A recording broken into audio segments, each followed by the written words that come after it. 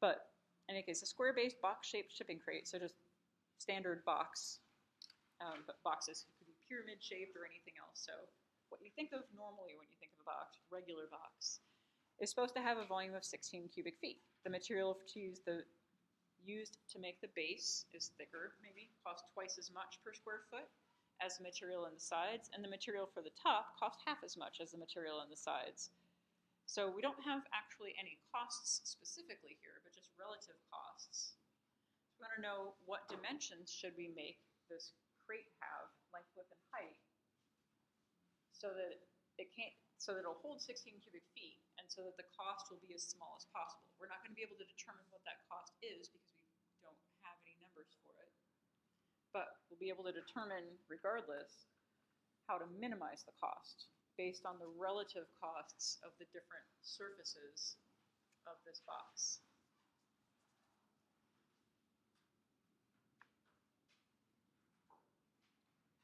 Take a little bit, see if you can maybe sketch a box. Think about how you'd calculate the cost if you knew it per square foot.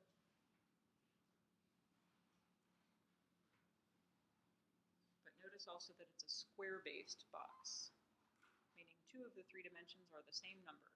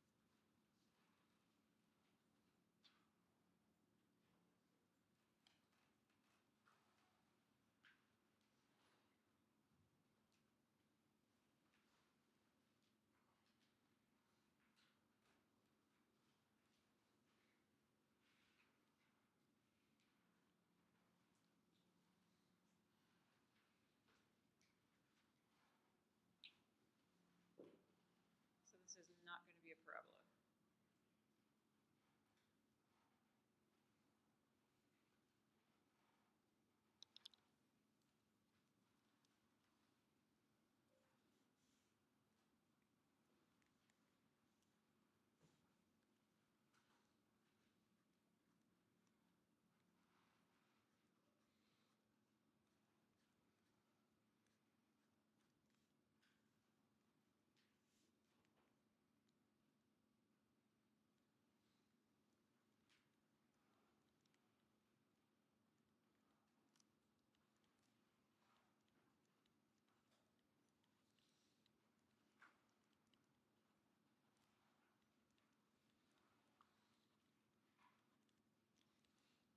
So there's a lot of kind of unknowns here. I don't really know what the prices are, but there's 3 different price per square feet that we're going to use. If you want to make up a number, in reality, you can make up a number to be the price per square foot for the top, sides, and bottom, as long as they fit the pattern. And you should get the same result, but just with more numbers.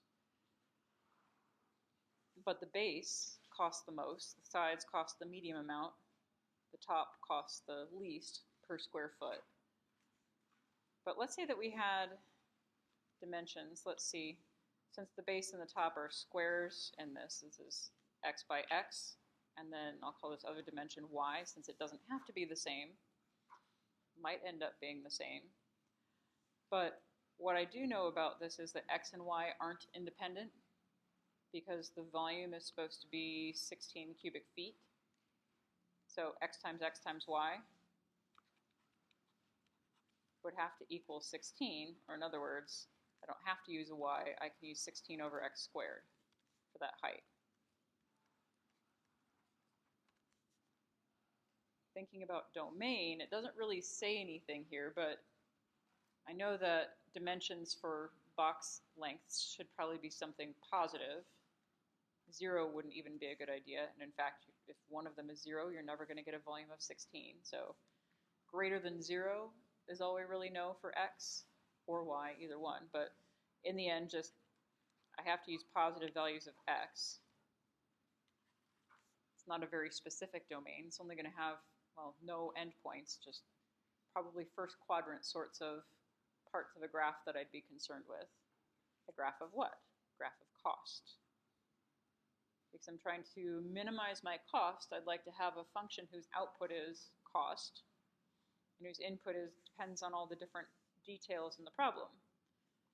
So let's say that I'm just going to make up a symbol for the cost per square foot. So the sides are kind of in the middle. Let me say that that's P as the price per square foot. The bottom is twice as much, so that would be 2p, and the top is half as much per square foot. Let's say that the price per square foot is 1/2 p for the top. You could also do like 1, 2, and 4, or whatever. Certainly don't have to use the symbol p, but I don't know what the price per square foot is, so I'm just going to make up a symbol to represent that. Because I know that the cost of the base, for instance, if I knew how big the base was, I'd multiply the number of square feet in the base by the price per square foot for the base, and that should give me the overall cost. So for the base here, whatever 2p is times x squared. P isn't a variable, p is just a parameter standing for this, apparently the price per square foot for the sides. Now the cost of the 4 sides, each of the 4 sides, these vertical in this picture, are x by y, otherwise known as x by 16 over x squared. And x times 16 over x squared reduces to 16 over x, right? So that's the area of the sides. If I want to know the cost for 4 sides that are each this big, it would be 64 over x, 4 times this, times p. I'm just going to put the p in front. P times 64 over x. 4 of these. So 4 sides would be that times 4.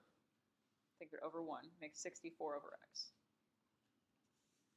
And then the cost of the top surface is the least expensive. Its area is just like the bottom, it's x squared, but its cost per square foot is only 1/2 p. So number of square feet times cost per square foot, and we have an expression for our cost, where x is a variable, p is just a parameter. If you want to factor it out, you can. It'd just be a constant multiple in terms of finding a derivative.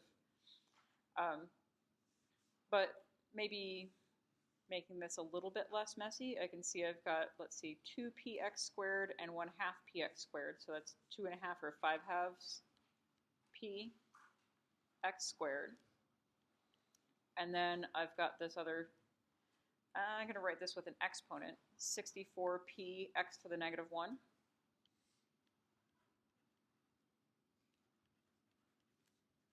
So there, that looks a lot less awful. Now, that takes a lot of work to get to that point. It's a lot of planning and plotting, thinking about volumes of boxes, thinking about surface areas of boxes, cost per square foot, and relative cost per square foot, in fact, and combining some coefficients and like terms and rewriting things in exponent form. But now that it's there, keeping in mind that x is only going to be something positive, if I want to find a maximum of, or a minimum of this, I'm like, well, I have no idea what shape this is. This is a weird one. It's got a quadratic term and a reciprocal x term. So has a vertical asymptote at 0 and something else. Don't worry about trying to come up with the graph of it mentally. You can graph it on graphing calculator.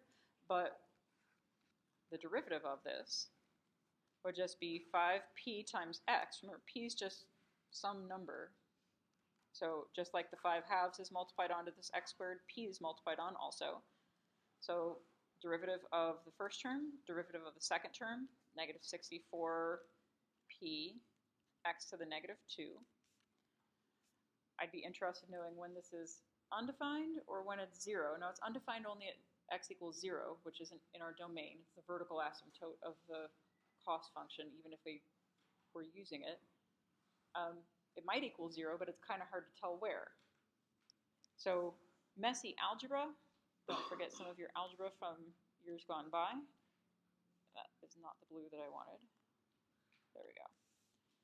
But if I want to know when 5px, for what values of x, p isn't a variable, and I'm just going to write minus 64p x to the negative 2. I want to know when that equals 0, because that's going to be a flat spot in my graph, if nothing else. We can investigate. But keep in mind that p is a constant. So I could factor this out, because in terms of finding derivatives of things with powers of x in them, usually factoring is a thing that we do. So 5x minus 64x to the negative 2. If you want to factor out x to the negative 2, we can do that.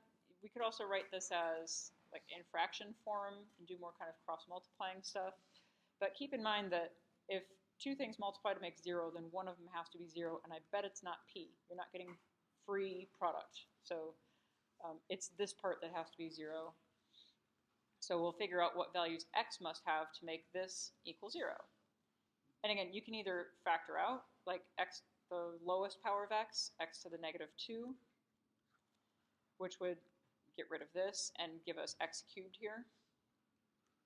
5x cubed minus 64, which maybe that looks more normal. I know that this part isn't going to be 0 because that's 1 over x squared, not equal to 0. So maybe this is. And this looks more like a normal sort of algebra equation. 5x cubed minus 64, when is that equal to 0? Oh, the kind of subtract and divide sort of solving. This one involves a cube root. And in fact, to solve this, 5x cubed equals 64. So x is going to be the cube root of 64 over 5, which, what is that? 12.8 cube root? Don't really know what that is. 2 point something. But thinking about this, from here, this algebra is a little messy, but none of it would have been able to be done without finding our cost function in the first place. If you want to graph something, we can't graph it with the p in there, but if you want to graph it and see what's going on, we can factor out the p and just realize that all that would do is scale this up by a certain factor or change what the actual cost is, but not the relative where the highs and lows of the cost are. So let me just, let's see, pull up graphing calculator here. I'm gonna, oops, not that. Delete this while I can still see the other function there. So I'm going to write, I'm going to define my c of x without p in it, just because that's just going to be a scalar factor. I don't know what p is. I could define a parameter p and put the p in it as it was. But, oh, actually what I want is c of x. I was going to say I can graph the derivative also, but we'd have 5 halves, I can type right, 5 halves x squared. Sorry, I'm just using my scratch work here, plus 64x to the negative 1. All right, I'm going to clear all this off and take a look at this graph. So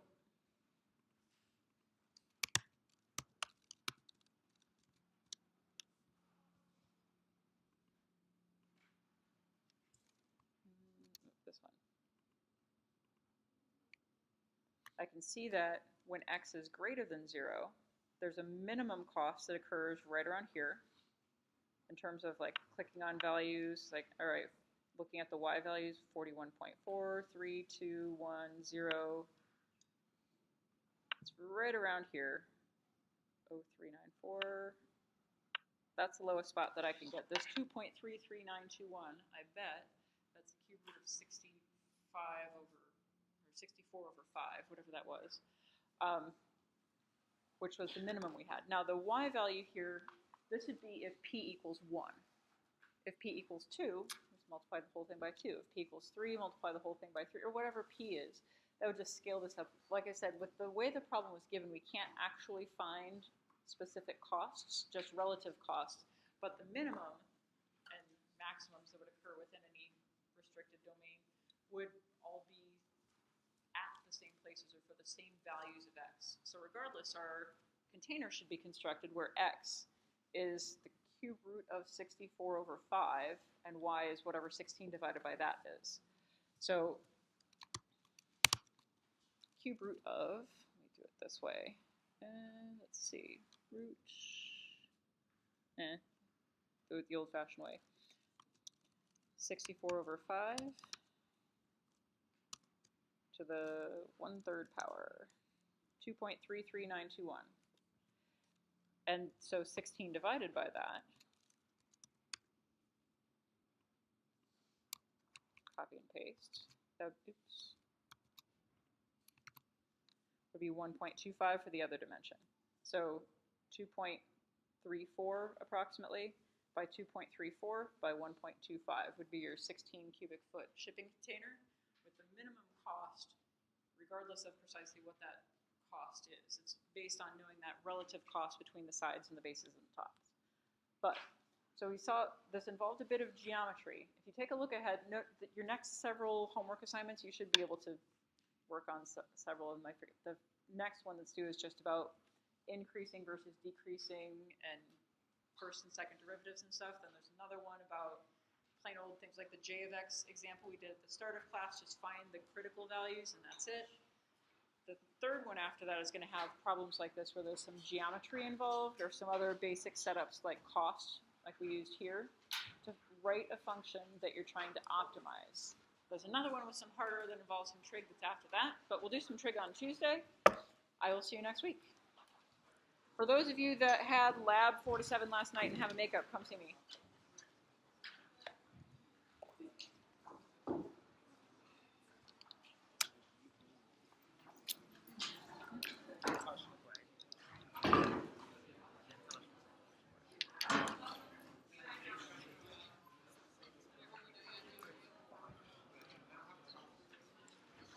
It involves something other than area of rectangles. So branch out, we'll look at some triangles, we'll look at some other sorts of angles and circles and things like that. Generally speaking, there are a lot of types of functions that we could need to optimize, but the variety where you're going to be given some information and have to come up with the function to be optimized, they're generally going to be related to either some basic structures like, revenue is cost times whatever, like your price times number of units sold or something basic like that, or something geometric where you can look at it or see it described, or trigonometric, slight variation on the geometric, some sort of figure drawn out where there's something we're trying to optimize. Again, the general premise of an optimization process is that we're trying to find a best value of some sort, usually maximum or minimum value of something. In this case, this is in your textbook, but I do want to go through this example because it's kind of cool. Maximize or minimize, in this case, we're going to try to maximize area, but there are a lot of constraints on that. So although overall I'm going to be writing a function whose output is area of a rectangle, that's the part we're maximizing here. So there still is a rectangle, area is length times width. There are some other constraints here that are geometric in nature related to the fact that it's inscribed in a right triangle. And there's not a whole lot of dimension information given here, but there's enough. We could find other sides of triangles, of the big overall triangle. We could determine angles because we've got two sides of a right triangle. So sines and cosines and tangents could help us find any angle we wanted. In fact, in this whole diagram. So the idea is we're going to try to write a function whose output is the quantity we're trying to maximize. So whose output is area of the rectangle here. But taking into account all the relationships between the parts of that rectangle, the length and width, and the restrictions of being in this triangle. So it's not necessarily easy just to set that up, but if we can write a function that has one independent variable that somehow links us to find this area of a rectangle based on knowing one value, then we can use some basic calculus at that point in time. It's not going to be super complex like some of the things you saw in your mastery, but using derivatives we can find when we've hit maximums or minimums. In this case we'd be looking for a maximum of an area function if it has a pattern where the derivative changes from increasing to pause to decrease, or going over the top of a hill. So positive derivative, then 0, then negative would indicate that we've found a maximal value. So in any case, looking at this diagram, there's a lot of different relationships. So you know I'm going to draw some things into this, but this is supposed to be a right triangle. And let's see, with a rectangle inscribed in it. So all of these places where I'm putting little tiny blue dots are right angles. There's the right angle of the main triangle, also of this triangle that's smaller. And since this is a rectangle that's inscribed, it's going to have right angles within it. And since it's perpendicular to the hypotenuse, those other angles outside here are also right angles. So notice we've got 3 smaller right triangles all in this large triangle ABC. So this is in section 7.3 in your textbook, so maybe this looks familiar, but I just want to point out some things along the way in case you either didn't look at it, got lost, or forgot, said, oh yeah, that made sense, but I haven't looked at it in a little while. So the main idea is I want to find something where I can find the area of this rectangle. So I'm going to use the letters that your book does, so which calls this length S1 and this length S2, the 2 sides of the rectangle. And so what I'd like to be able to do is write a function with one independent variable for area of this rectangle, which right now is S1 times S2.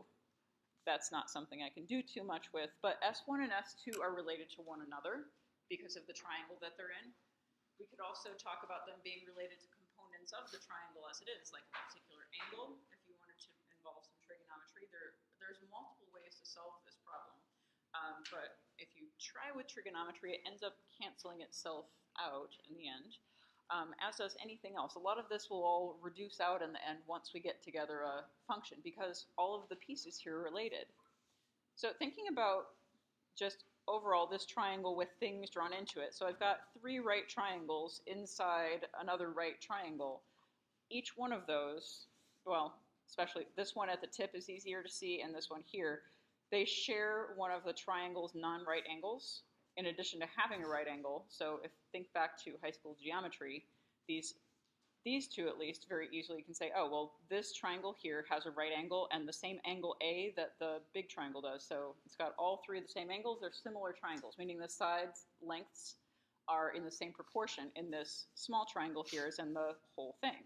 Same with this upper one here. It shares the same angle C that the whole large triangle ABC has, as well as having a right angle. So this must be the equivalent of angle A. And again, the sides are in proportion. This one's maybe harder to see because you have to use other facts like, oh, well, this is intersecting at a right angle there. This is a straight line. That's a 90-degree angle. So whatever this is, the equivalent of angle C, I don't want to put a dot there because it's not the same size. The equivalent of angle C and 90 degrees and something else make 180. Well, then this must be the equivalent of angle A because 90 and angle C and angle A add up to 180 degrees. Triangle rules. So these two aren't the same as one another. But this one is the same as angle C, and this one is the same as angle A. I don't want to get into all the little geometry marks here.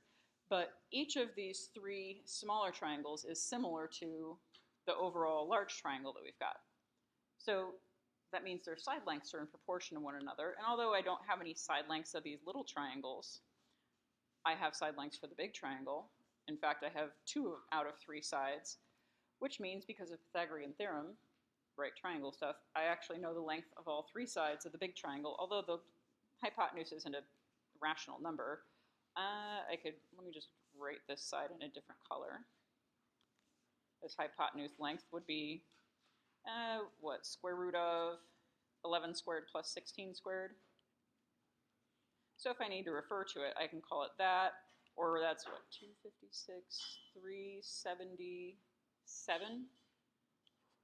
Square root of 377. I don't want to approximate it, so I'll just leave it as one of those. But the length of that hypotenuse in the large overall triangle, not just the length of that side of the rectangle, that would be nice if we knew that, but the length of the hypotenuse in this overall triangle would be this, assuming I added correctly, 256 and 121, yeah, 377, would be the length of the hypotenuse, square root of 377, that is.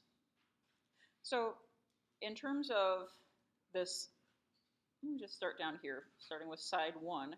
Side 1 and this side here, they meet in a right angle. So side 1 is across from angle A, so it must be similar to this side 11 that's across from angle A in this scaled down triangle. And, well, you can set up lots of different proportions. What I was checking earlier when I turned this off was which ones did they set up first. So in terms of looking at side 1, how I can express it in terms of other things in this diagram. Well, I know side 1's related to this 11-inch side because it's across from angle A just like the 11-inch side is. And, well, if I'm ever going to get to this side 2, I'm going to need something else. I'm just going to pick a second side of this little triangle here. I'm going to use the hypotenuse. I'll call it x because x is short to right. That should be equivalent to this square root of 377. Not equivalent to it, but proportional scaled down version of it. So writing our proportion, S1 is equivalent, or is scaled down version of 11. So S1 is to 11 as side x, the hypotenuse of this little triangle, is to root 377. And again, there's however many different combinations of ways you could write proportions here. But this relates side 1 and a second side of that triangle, the hypotenuse, or relates measurements in the triangle to measurements that are going to help us find this relationship here. And in fact, using this, I can express side 1 in terms of things in a triangle. So like if I multiply by 11, I can say that side 1 is 11x over the square root of 377. I could write it like that too, but this is just more succinct. Now if I can write side 2 somehow in terms of x also, that would be great. It's going to be a little bit more challenging. I guess we have to do one other sort of thing, but thinking same sorts of relationships and somehow involving side 2, which is a hypotenuse of this slightly larger but not overall largest triangle. Let's see, if I want to express side number 2, side 2 is related to my hypotenuse, 377, in the same way that, well, I need to relate one other pair of sides off of here, and preferably I'd like to somehow involve an x. Now, this 16 isn't from this point here, it's all the way from A to B.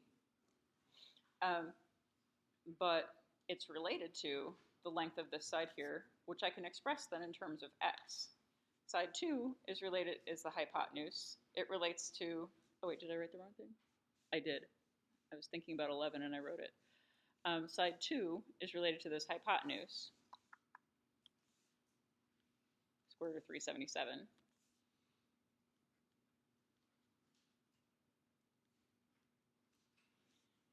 In the same way that, well, this side here, from this vertical line that I've just drawn to there, 16 is the whole thing. If this part's x, then the remaining part here is going to be, 16 minus x. So I can think about this side length here related to the whole corresponding bottom side. So this triangle that shares angle B with our right triangles in the same orientation as the whole ABC, their hypotenuses are parallel. Its base that has an angle A equivalent is right on top of triangle ABC's base, AB. So 16 over x, the part of this smaller triangle, 16 over x, or 16 minus x, is related to this full bottom side, which is 16. Or I can say that side 2 is just multiplying by that radical expression, 16 minus x times root 377 all over 16. And now we have an expression for side 1 and side 2 that both involve a single mystery variable x. Now your book talks about this whole imagine a fixed shape.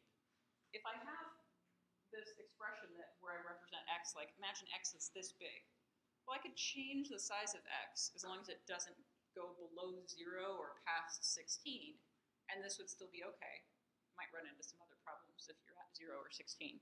But if I imagine it being something in the middle, I can maybe put together a picture, but in reality what we're doing is we're letting x vary and figuring out which value of x gives us the largest S1 times S2 result. And since we have expressions for both of these, now we can do that. So if I write my area as a function of x now, side 1, 11x over that square root,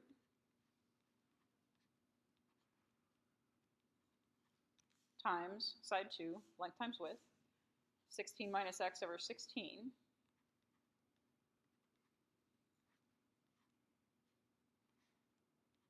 all times this root 377, wherever you want to put that in.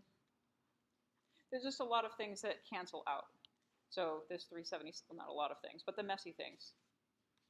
Multiplying two fractions, they're in factored form. I can cancel out that length of the hypotenuse nicely. So if you look at what's left, we've got 11x times this binomial all over 16, or this could be more simply written as the area in terms of x. I'm going to write a coefficient 11/16 times x times 16 minus x. And this is really the hard work of the problem, putting together all the pieces of information and being able to write a function that has just one independent variable, but contains all the rules and regulations of the problem. In this case, the fact that I've got one geometric shape inscribed in another, there's all these similar triangle relationships and Pythagorean theorem relationships that we needed to use. But by the time we've gotten this all written out and just do minor simplification, notice that this function we're trying to optimize, maximize in this case, is just a quadratic function. So that's something you actually learned how to do, that aspect of it, probably in an algebra class.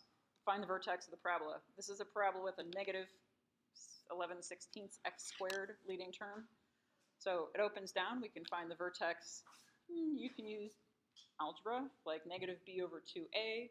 You could use calculus, multiply it out maybe, find the derivative, figure out when it's 0, or if you remember anything about parabolas and their symmetry, this is vertex form. This one has x-intercepts at 0 and 16, so guess where the vertex is? It's at 8.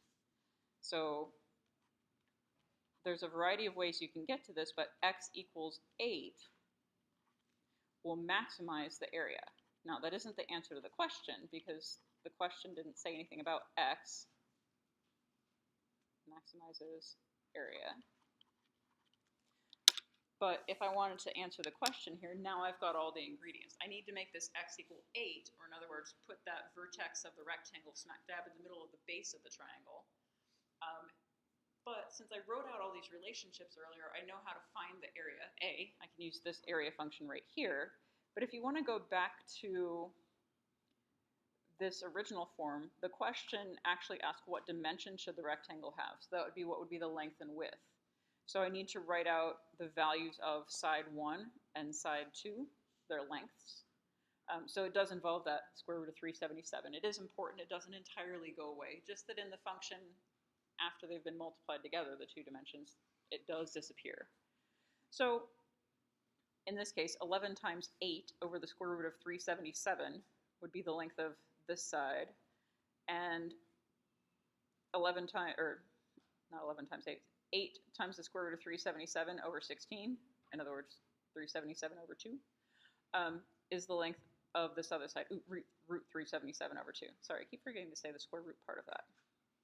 So whatever on earth that comes out to, it comes out to unpleasant decimals or like the radical form.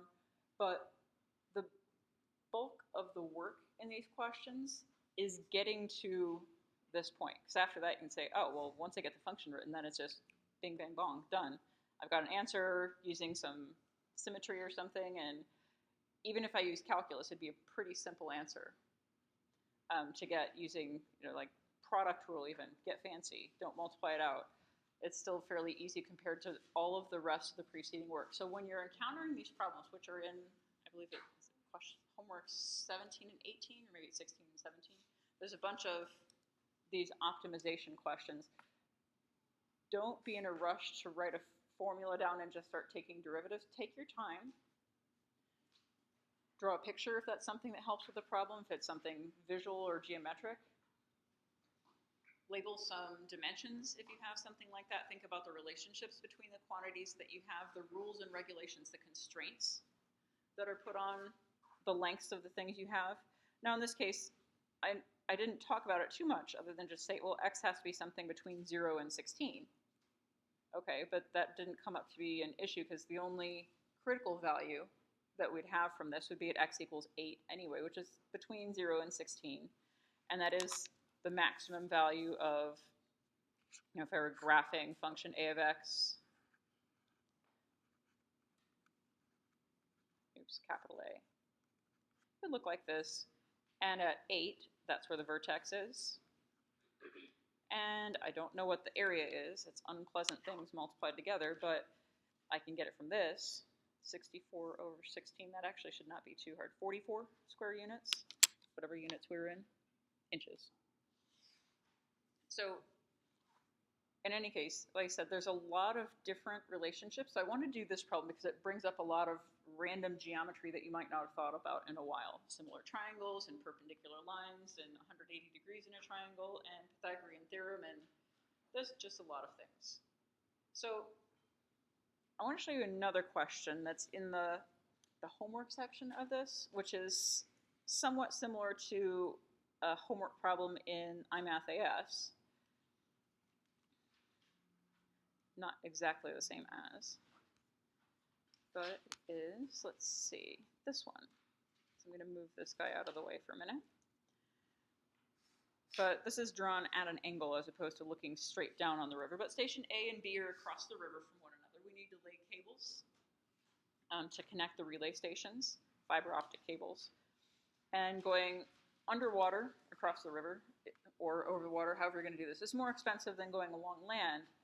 So we'd like to keep that to be, not too much across the water. But in the same hand, if you don't take the shortest distance between 2 points straight line and instead go around the sides of it, you're going to end up with more cable, so more cost for that reason. So this situation is, if I were to draw this in a less offset manner here than what's here, and I'll get this out of the way, I've got a river, and I've got something here and something there. And I'm trying to get between the two of them. And so I could go, let me change colors here. I could go, maybe straight across this way and then straight across that way, all on the land and then across the water. Or I could kind of go part and part. Obviously, if I go straight across the water, then across, that'd be the same. But maybe I go partially across land and then partially across the water. And our goal is to figure out which of those is cheaper, given the fact that the distances are listed here. The distances, like left to right in this picture between the two stations, are 1,400 meters. The river is 650 meters across. The cost to lay the fiber optic cable just on the land is $75 a meter, and when you're dealing with going over or under the water, because it doesn't really say, it's $125 a meter. So I'd like to give you a little bit of time to think about this question and work on setting it up without my input to start, other than what I've already said. Maybe talk with people around you, but take a little bit of time. And oh, that all went away. Well.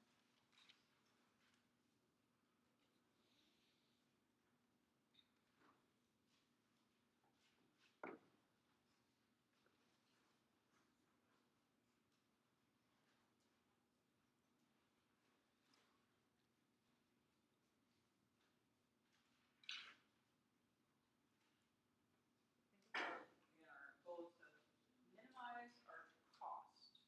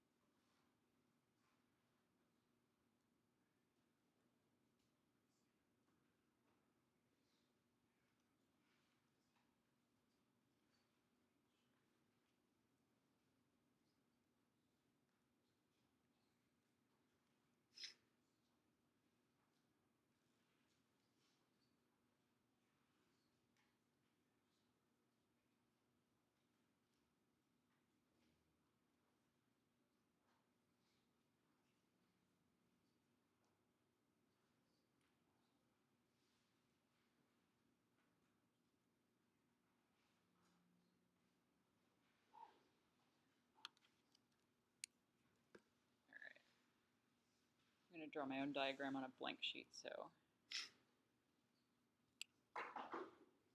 there's space to do work here.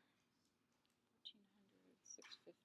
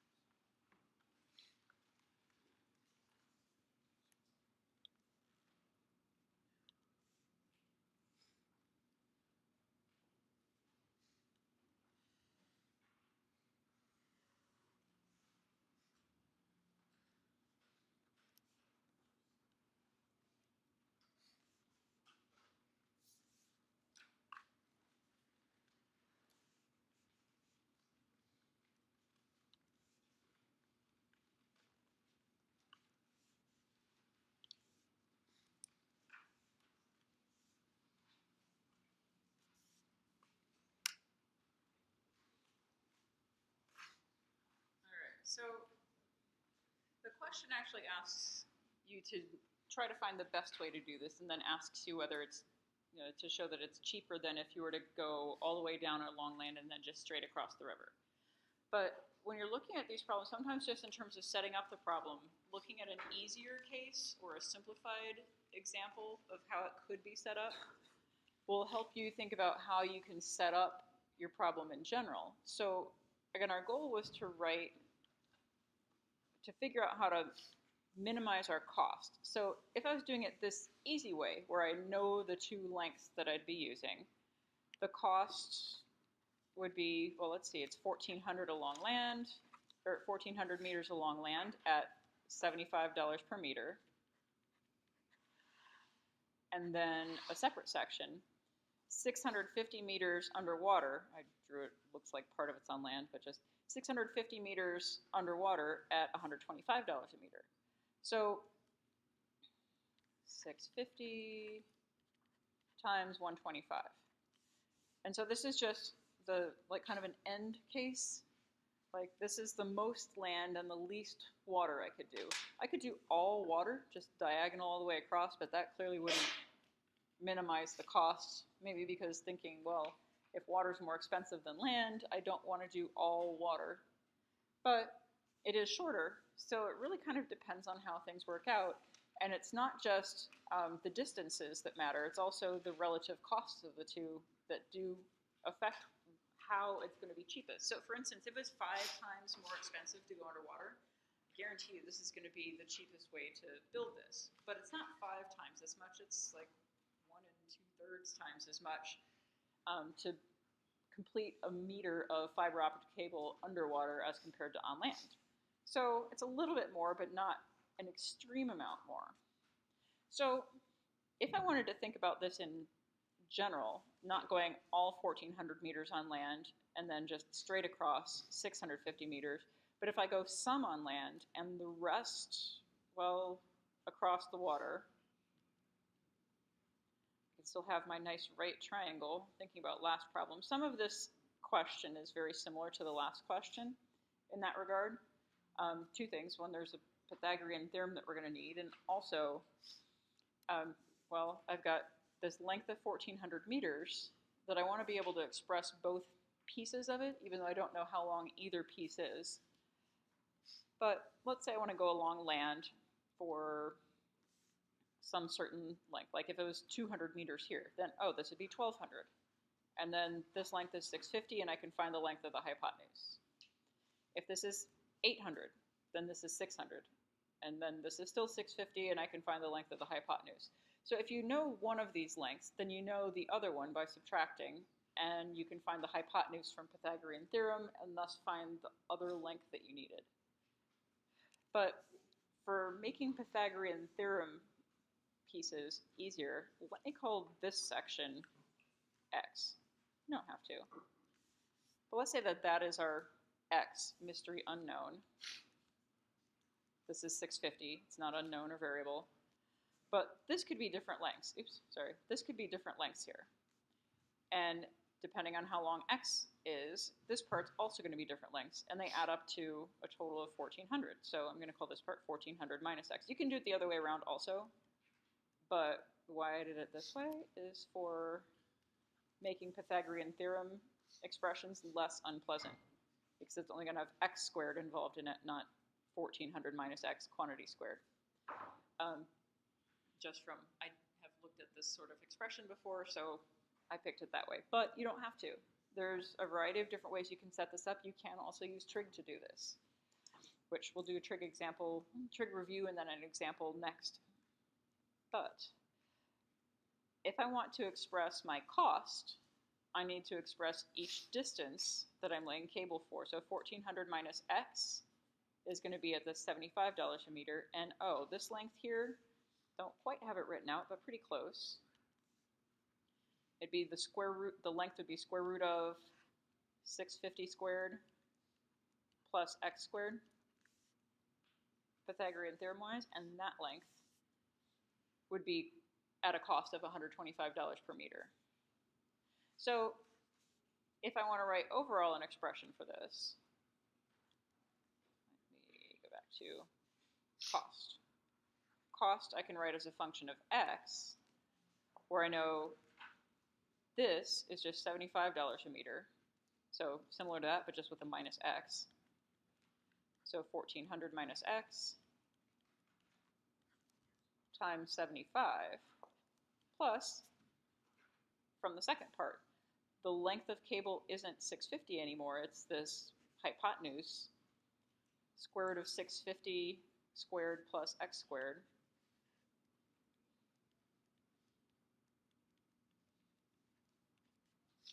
Times the cost for lying cable under the water, which is $125 per meter. So this would be a cost in dollars based on a variety of different values for x. You could pick a value for x and see how this comes out. You could check a few numbers and see where it seems like what might be the best value for x. This one isn't going to be as easy to solve from here on out as the last one, but at this point we have that function written down whose dependent quantity is what we're trying to, in this case, minimize, the cost. So the only other thing we might want to think about is domain here. We didn't really talk about it last time because it was a simpler expression, but x needs to be something between 0 and 1400. If it comes out otherwise, well, then we're not going to use it. X could be 0, in which case we'd have this situation. X is 0, then that first part's just 1400. X could be 1400, in which case it'd be the all underwater situation. And anything in between is going to be a mixture. So if we find this critical value between x equals 0 and 1400, and it's the sort of critical value where the derivative changes from positive to negative, we've got a maximum. If it changes from negative to positive, which is what we want, we'd have a minimum. So taking a look at this function, it's not an obvious, like, what does this look like? This isn't a parabola. I've got a square root of a quadratic and a linear term. So the linear term's derivative is going to be maybe easier to work out the derivative. But our objective function, so there's a couple of words I've thrown around here, which I don't know to what extent they're used in the book, but this function who we're trying to maximize or minimize, who, that, whatever kind of pronoun I want to use, it's not really a person. This is called an objective function. Our goal is to do something with this. And we've worked out its domain. When we have some other relationships or rules and regulations that we have to follow, like that are sometimes are given as equations, they're typically called constraints. In the examples that we talked about last week, I forget if it was Tuesday or Thursday, find the maximum value of 2a squared plus b squared, where a plus b equals 25. Like, oh, a plus b equals 25 is a constraint equation. Rules like that that are written as equations are typically called constraints. Sometimes we don't end up writing them down independently. It's just a part of our generating this objective function. But if you do see something and it's referred to as a constraint, it's just like a limitation or why I can't just pick x and y are both infinity. It has to do with limiting our domain or using only specific values in combination with one another. So I want to know where this has critical values. So the endpoints of the domain, 0 and 1400. I don't know why this keeps looking like. And then any values within the domain where the derivatives 0 are undefined. So well, let's take a look at it. It's got the square root of a quadratic. It could have some undefined spots. But if I look at c prime of x, this first expression is just linear. I could multiply it out, kind of say, okay, so big number times big number is a number. Derivative is 0. 75 times negative x is negative 75x. Oh, derivative is negative 75. And then just go onward from there. You could do product rule or something else, but we don't need to. This one here, you can also think, oh, that's just a numerical coefficient on this square root function. If I want to find the derivative, I'm just going to copy down the coefficient, 125, even though it's written at the end, constant multiple, times the derivative of this. This looks kind of like the medium level of difficulty mastery problems, finding a derivative using chain rule here and the square root and quadratic functions. But derivative of exterior function, a square root function, says we're going to have 1 over 2 times this exact same square root, whatever 650 squared is, plus x squared, times the derivative of the interior function here, which would just be 2x. So mastery test-wise, we say, leave it like that, we're done. End of the question. Now, oh, and I don't know where this came in to be a plus. That was supposed to be a multiplication. This is our coefficient constant multiple. Sorry about that. So looking at this, so I've got this is the derivative of that first term. Here's the derivative of the second term, the underwater part, much messier. But we can simplify pieces of this, which will make our life easier because now this isn't end result. This isn't just show me the rate of change function. This is, I want to know when this is 0. So if you can do some simplifying, please do. Like for instance, those 2's, there's not a lot of stuff that can simplify here, but those 2's can certainly go away. And then I've got a constant term and this 120 and an x multiplied onto this. I'm going to clean this up a little bit and say that our derivative, c prime of x, I'm just going to put this minus 75 at the end, would equal, let's see, 125x over that square root, and then minus 75.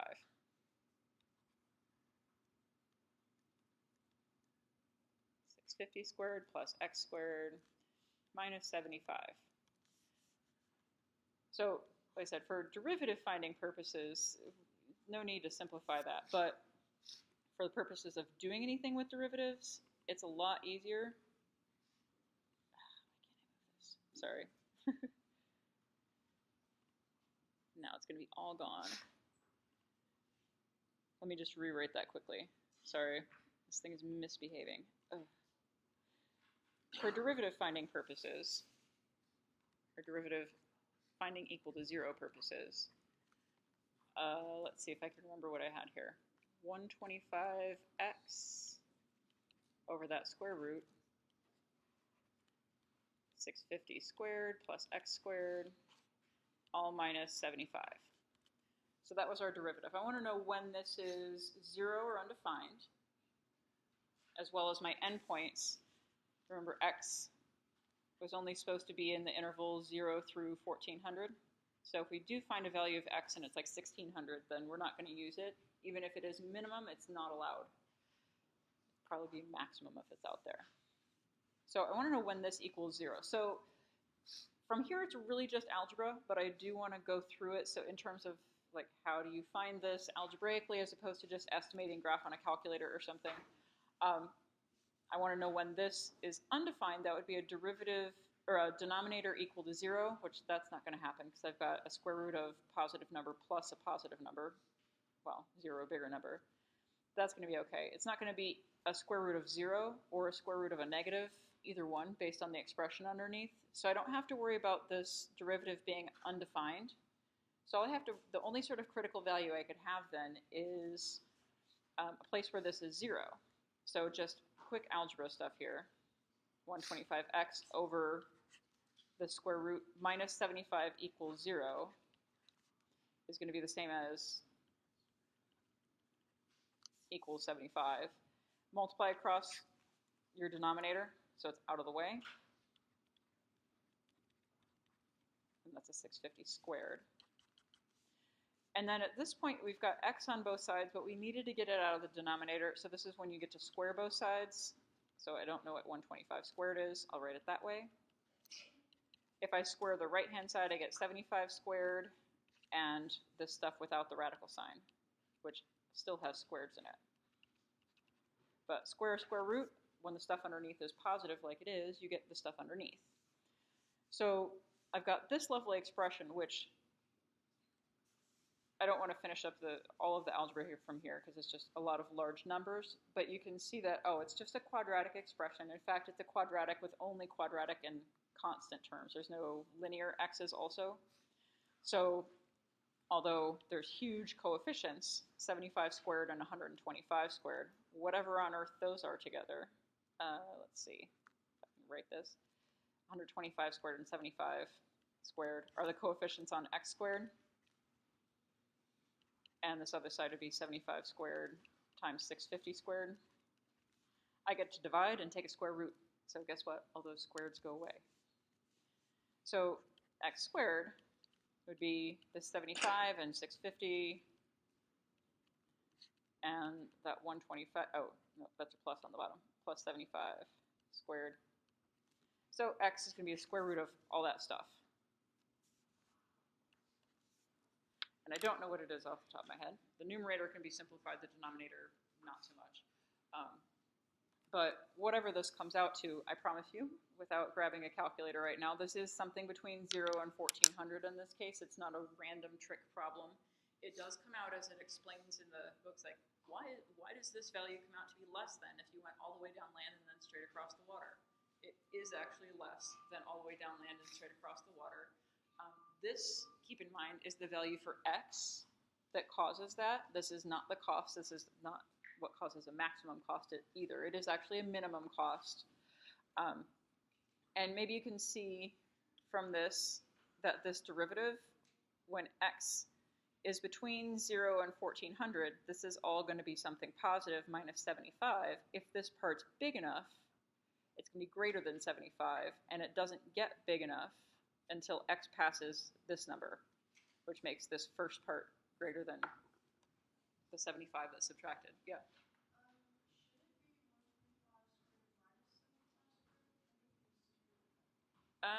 Let's see. Oh, so where that came from?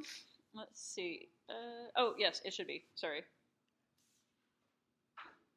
Yeah, so what I missed here, I was moving stuff across the equal sign and simplifying at the same time, but this is actually a minus.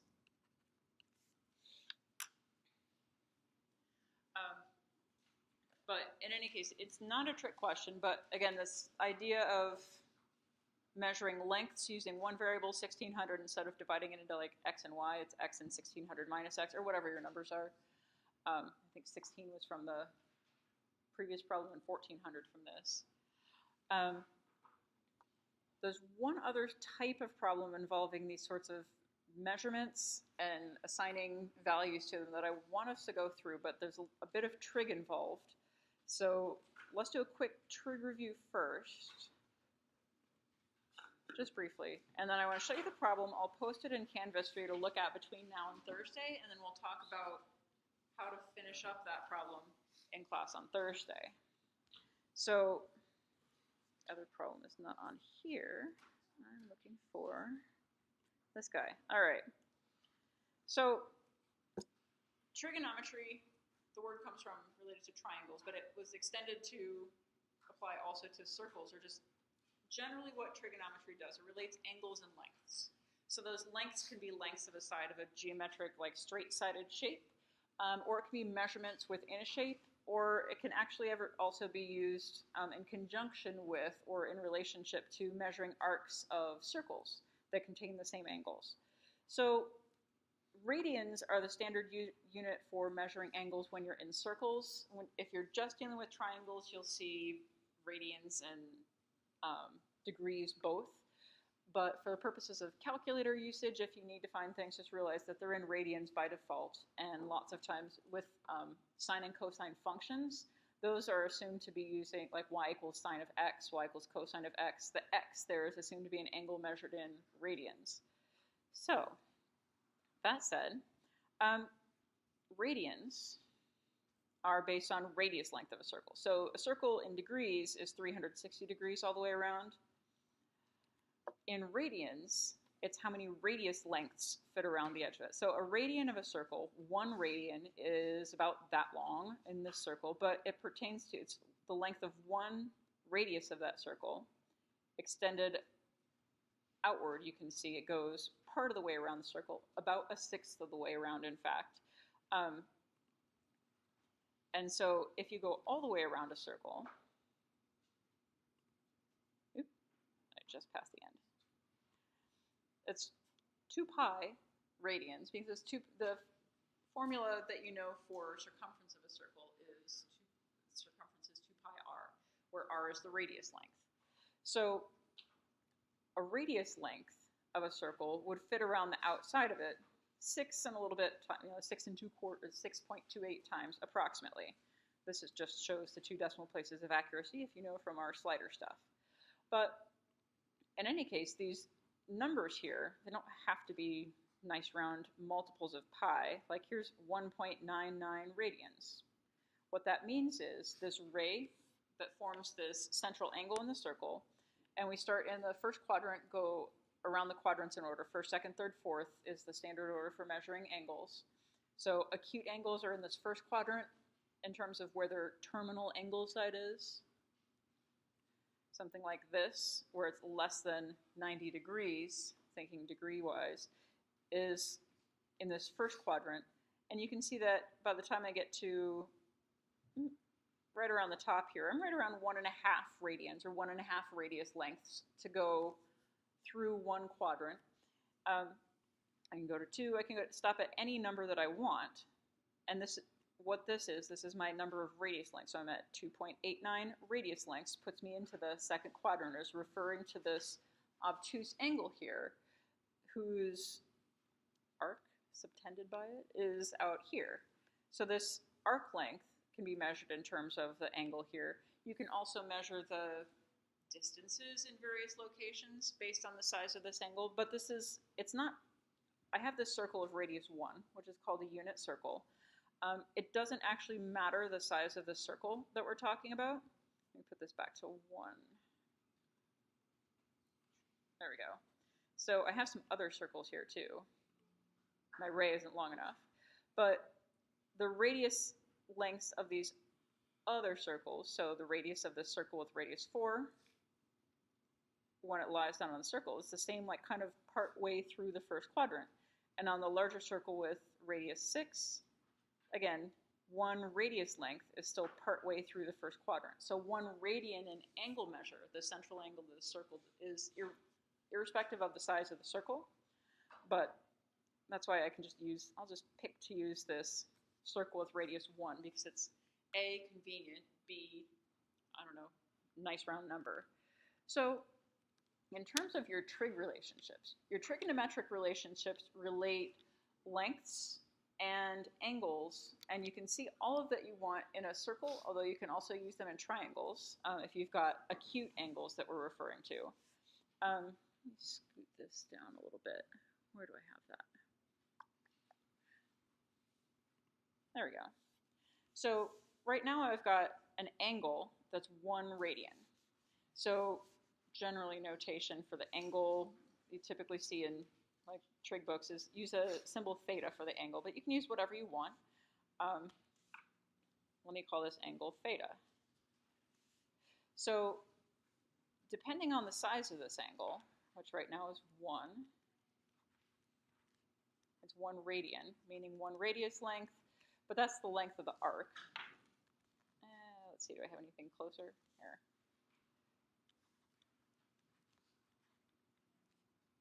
This arc's length depends on the radius of the circle, obviously, more so than the angle doesn't, but this arc's length is the radius times the size of the angle. So the radius of this circle is 1, the size of the angle is 1. So if this radius is 1 inch, let's say, then the arc length is also 1 inch. So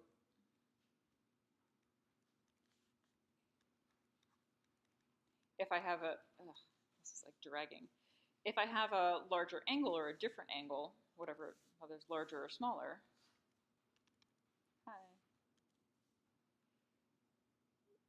then I can have larger arc lengths that go with it. So this is a 2.49 radius or radian angle now. That means that this length here is 2.49 inches, since this is a 1 inch radius. If it was the larger circle with a 4 inch radius, this would be 4 times that. It just scales up similar circles, I guess you'd say. But it's the same angle making different size arcs outside it. Now, the triangle part, let me go back to this. So in a triangle that can be formed with these two measurements, thinking about how do I get from the center of the circle to the point where the ray meets the edge of the circle, in terms of horizontal and vertical distance when we're talking about x and y coordinates here. So this distance here, I can see this distance is about, I don't know, it looks like 0.54. And this vertical distance looks longer, let's say it's about 0.85. Just eyeballing how long these sides are using the coordinate grid. So these two lengths obviously are related to the angle. We talked about the hypotenuse, Pythagorean theorem sorts of things. But if I change this angle, that's going to change the relationships, just like changing the side lengths was. If I make this side longer, then this side has to be in a different spot, makes a longer hypotenuse, and so forth. But if I keep the hypotenuse the same length all the time, which in this case is going to be 1, since that's the size circle I'm in, these segments here, I can refer to these by sine and cosine functions. So the sine function of an angle, any angle, triangle-wise, so thinking about like right triangle trigonometry, sine is opposite over hypotenuse, right? And the extension of that into circles is that, well, if I'm looking at this, I've got a hypotenuse of 1 here. In a unit circle, which is what we've got here, I can also see that this would be the same as this vertical length, or the y-coordinate of this point. So this point would be about 0.54, comma 0.85. So the sine of this angle would be that vertical distance, or the y-coordinate of the point on the edge of the circle, divided by the radius of the circle. Or if the radius is 1, that's just y. In general, I could describe the y-coordinates of this circle as being the radius length times the sine of angle theta. Or I could solve and get theta equals arc sine of y over r. But sine, based on, it was designed in terms of triangles. So the sine function relates the opposite length from the central angle in a circle to the side opposite in this triangle that's made there, but it was originally made for triangles. The thing is, we can extend it to refer to things that don't fit in right triangles. Any angle 90 degrees or larger still has a sine value, but it's based on this alternate configuration, or this other way of defining the sine function, so we can extend this to any rotational angle as opposed to just things that fit in triangles. So we can think about this as theta increases, or think about something that's spinning over and over or goes through a variety of values. Cosine, likewise, is related to this blue part here. So cosine in triangle formulations is adjacent over hypotenuse. Adjacent side to the angle in the right triangle that isn't the hypotenuse, and then the hypotenuse itself. So extended into triangle formulations, here I can see, oh, adjacent would be this 0.54, or the way that we've set up angles, it's always going to be that along the x-axis length, or the left to right distance from the center of the circle of rotation, the center of rotation, wherever you want to call this. So in a circle, I can define that as, well, whatever this x-coordinate length is, divided by the radius, which is 1 in this particular circle, but it could be something else in a different one. Or I could say that that x length, or the x-coordinate where I intersect the circle, is dependent on the radius of the circle and the cosine of the angle. So again, there's the triangle formulation, and then how we can extend that to circles. But what that means in circles is that trig values can come out negative, because we can have negative x and y values. And they just relate to all the different quadrants of this, and you probably learned about reference angles at some various points in time in your past. But it's just talking about these distances, but in different orientations to the center of the rotation or to the center of the angles that are being formed. So there's a lot of details of trig, and we're not going to review all of trig, but I just wanted to make sure you generally understand the visual relationship between sine and cosine, which are going to be the most useful for us most of the time, and angles. So if you need to talk about how do I arrange this angle to maximize something, or if an angle is going to help you compute something, think about sine or cosine, and you can generally pick either one that you want, because one is just as easy to work with as the other. Possibly tangent, which would involve not needing to worry about the hypotenuse at all. But generally, if you can find one trig function value, you can find all of the others from that. So typically, we just need to pick one and stick with it, and you can get through these problems. Some make it easier than others to set up equations. But in terms of these relative lengths, they're all related to relating the angles with trig functions to these lengths left, right, up, and down from the center that these points on circles maintain. So let me clear some of this off. So if I have a different angle, something like this. This is a 5.18 radian angle. If I want to describe the sine of 5.18, it would be the, well, length per se of this red line, but in reality it's the y value at the end of this red line segment, which is almost -1. So maybe -0.95. So if you were to grab a calculator and check what's the sine of 5.18, it should be -0.9 something. It is just referring to these distances, but distances with signs to indicate the direction. So left, right, and up, down, just like on the coordinate axes, which we are on. So you can estimate visually if you have something like this, but typically we're not actually looking for you to try to evaluate using a decimal, find the sine value of something or another. And I'm not going to make you remember like √3/2 is the cosine of something. Just keep in mind the relationships that are involved in sine and cosine, and tangent, also useful. Tangent is sine over cosine, or otherwise known in triangles as opposite over adjacent, or in circles as y over r, or y over x.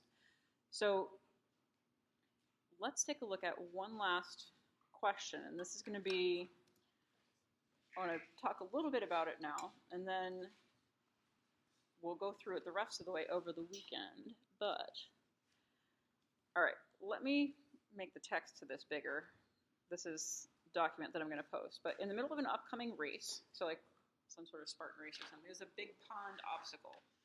And competitors will approach the pond. It's a circular pond with a radius of 1.8 kilometers that's directly between the person and the finish line. And they can choose to run around it, although it's a rocky beach and they have to stay down that, so they're not going to be able to run fast, or they can swim through it, or they can do a combination of both.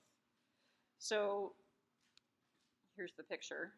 I'll get back to the details. So just as an example, maybe to do something like this, approaching, run part way around the edge, and then swim because it's treacherous and you don't want to swim and then try to run.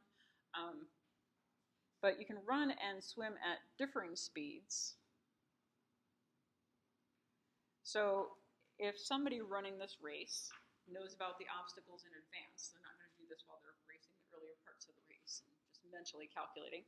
But if you know about this obstacle in advance and you know from trying it out that you can run along the rough terrain at the shore at 4 kilometers per hour or swim through it at 3 kilometers per hour, we want to figure out how to win the race, how to get through this, past this obstacle as fast as possible. So use the least amount of time, in other words. Right? So we're trying to minimize the amount of time required to get past this. So some things to think about here. So this was in the top paragraph there, but the radius of this is 1.8 kilometers.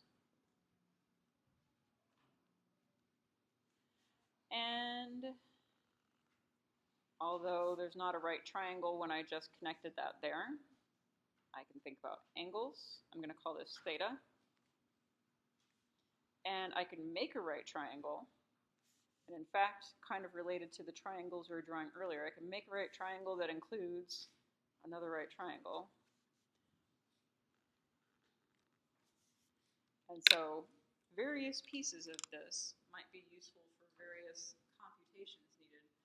But if you can see, I've got, by setting up this angle theta here, I've got running along this arc here.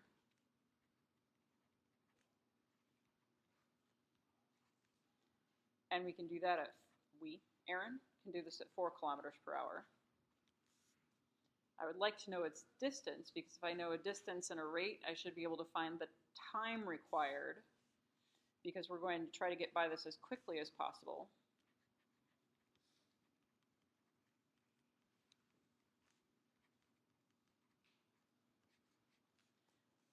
So something about this, I should be able to figure out how long it's going to take her to run this. And if you're not quite sure how to set it up, pretend you have an angle of, I don't know, like 1 radian, because it looks kind of like the diagram that we were looking at.